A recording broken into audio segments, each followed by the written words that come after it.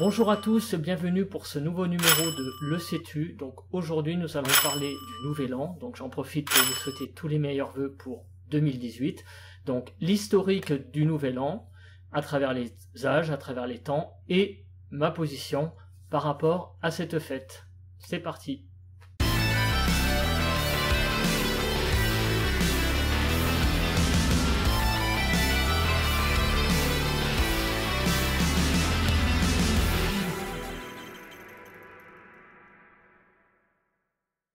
Le jour de l'an est donc le premier jour de l'année. Il s'agit donc du 1er janvier dans notre calendrier actuel que l'on appelle le calendrier grégorien.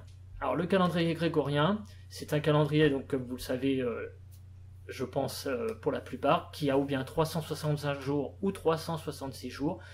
Donc c'est le pape Grégoire XIII qui impose le calendrier grégorien en 1582, le vendredi 15 octobre 1582 très précisément. Mais il faut savoir une chose, c'est que le vendredi 15 octobre 1582, c'est le lendemain d'un jeudi, mais par des calculs, il s'est avéré que le calendrier qui était le précédent, le calendrier de Jules César, que l'on appelait le calendrier julien, donnait des années beaucoup trop longues. C'est pour ça qu'il a fallu tout simplement empiéter le calendrier de 10 jours.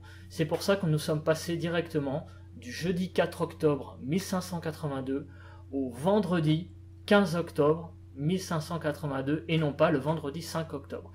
Donc c'est le pape Grégoire XIII qui a imposé de couper 10 jours dans le calendrier pour raccourcir donc le calendrier de Jules César qui s'avérait beaucoup trop long.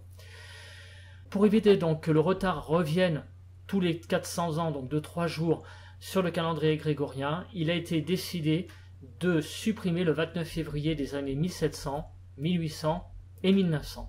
En revanche, il y a bien eu un 29 février en l'an 2000. Saviez-vous que le début de l'année n'a toujours pas été le 1er janvier? En l'an 46 avant notre ère, l'empereur romain Jules César décida donc que le 1er janvier serait le jour de l'an. Donc les Romains dédiaient ce jour à Janus, qui est le dieu des portes et des commencements. D'ailleurs, donc le mois de janvier doit son nom tout simplement au dieu Janus. Celui-ci avait deux faces, l'une tournée vers l'avant, donc le futur, et l'autre tournée vers l'arrière, le passé. En France, la date officielle du commencement de l'année varie au cours des siècles. Sous les Mérovingiens, le premier de l'an est célébré le 1er mars. Sous les Carolingiens, donc sous Charlemagne, à Noël, et sous les Capétiens, donc Hugues Capet, c'est au Xe siècle, le 25 mars. Au XIe siècle, il est donc sous l'influence de l'Église transféré au Samedi Saint. Le 9 août 1564, Charles IX décida par un édit de fixer le 1er janvier comme étant le premier jour du premier mois de l'année. Donc en 1582, c'est donc, comme je le disais tout à l'heure, le calendrier grégorien. Mais vous le savez tous, il y a eu en 1789 la Révolution, et très peu de temps après, en 1792, il y a eu la mise en place de ce qu'on appelle le calendrier républicain. Donc en 1792, le calendrier devient républicain, et il est décrété que l'année commencera le jour où le soleil franchit le point équinoxial de l'automne.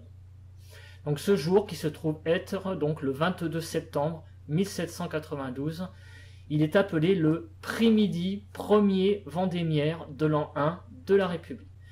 Le calendrier républicain mis en place par Napoléon Ier va être supprimé, abrogé le 9 septembre 1805 et il instaure donc tout simplement Napoléon le rétablissement du calendrier grégorien à partir du 1er janvier 1806 et c'est donc toujours le calendrier en vigueur. Donc saviez-vous également que, à l'heure actuelle, dans d'autres pays, le début de l'année ne commence pas le 1er janvier? C'est tout simplement, je pense que beaucoup le savent, c'est le calendrier chinois qui fête en général la nouvelle année entre le 20 janvier et le 18 février. Dans la religion juive également, la nouvelle année, Rosh Hashanah, se fête entre septembre et octobre. Ma position sur le jour de l'an est plus mitigée que Noël. C'est pour moi une fête un peu moins familial, c'est-à-dire qu'il n'y a pas les cadeaux. En général, je fête ça avec mon épouse, mes 2 enfants. En général, on marque le coup en faisant un repas amélioré le 31 décembre, un repas amélioré aussi le 1er janvier. Donc ça, c'est un côté assez festif hein, que j'aime bien. Mais le chose aussi que j'aime bien, c'est que c'est un moment où on prend de bonnes résolutions pour l'année à venir. Donc les gens arrêtent de fumer, par exemple, ou des bonnes résolutions, tout simplement. Mais il y a quand même un côté négatif. C'est que déjà, c'est la fin de l'année. Donc on tourne la page d'une année. Et j'aime pas trop les fins. J'aime pas les fins de films, par exemple. Les fins de séjour, de vacances. Et c'est aussi la fin des vacances en général de Noël à ce moment-là, puisque on reprend le lendemain du 1er janvier. Donc c'est un moment un petit peu de transition, et c'est quelque chose que j'aime pas trop. Voilà. En plus, c'est un moment où aussi on a des augmentations en général le 1er janvier, des augmentations du prix de l'électricité, du gaz. Ça peut être l'augmentation du prix du ticket de métro, du pass Navigo. Ça peut être aussi l'augmentation du prix du tabac. Voilà. Donc c'est un moment en fait qui est partagé. C'est un petit peu aussi à chacun de tirer les marrons du feu de cette période de l'année. Voilà.